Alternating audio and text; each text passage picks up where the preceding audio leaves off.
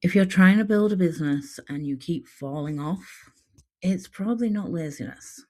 It's usually that you're building on fantasy time. Today, we're going to fix that with capacity mapping.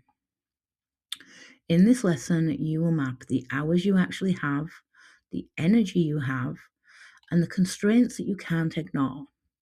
And then you'll choose 1 to 3 power blocks you can protect every week. This is the difference between I'm going to work on my business someday and I have a real plan that I can follow. Most people only plan for time, but energy matters just as much. 2 hours at the wrong time can feel impossible to do. 20 minutes at the right time can really move your business forward. So we're not making a perfect schedule, we're making a repeatable one. First, how many hours can you realistically give your business each week right now? Not when life is calm, not when you're feeling motivated, right now. Even if the answer is 2 hours or 45 minutes, we can build with that. Now map your energy. High energy times, when your brain works. Medium energy times, fine for doing those steady tasks. Low energy times, no big thinking. And here's the key. Low energy doesn't mean do nothing. It means do low energy tasks, like replying to a message, write a post, fixing a link, or packaging a product ready for dispatch. Write down your non-negotiables, what your business must not mess with. Rest, health, family time, work shifts, care responsibilities.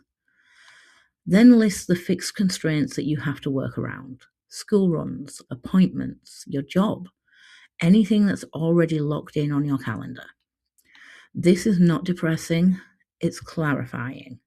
You're building a business that actually respects your life. Now choose your 1 to 3 power blocks, repeatable business slots. For example, you may only be able to work for an hour a day on Tuesday, Thursday, and Saturday. Small is fine. What matters is that it's protected and repeatable. Then choose your if I only hit one thing block. This is your baseline, your survival mode plan. Now choose one minimum action. One for building, which is working on your offer or product. One for marketing and sales, telling people you exist and inviting them to buy. And one for admin and delivery, messages, payments. This stops you from doing a lot of busy work that's not moving you forward. Your job this week is to complete the capacity mapping worksheet and pick your power blocks. You can post your answers in BBS for support, follow the link below, or if you're staying on YouTube, use the pinned comment format and post it right there. Next week, we are going to pull everything together to start shaping the structure and systems for your business. I'll see you there.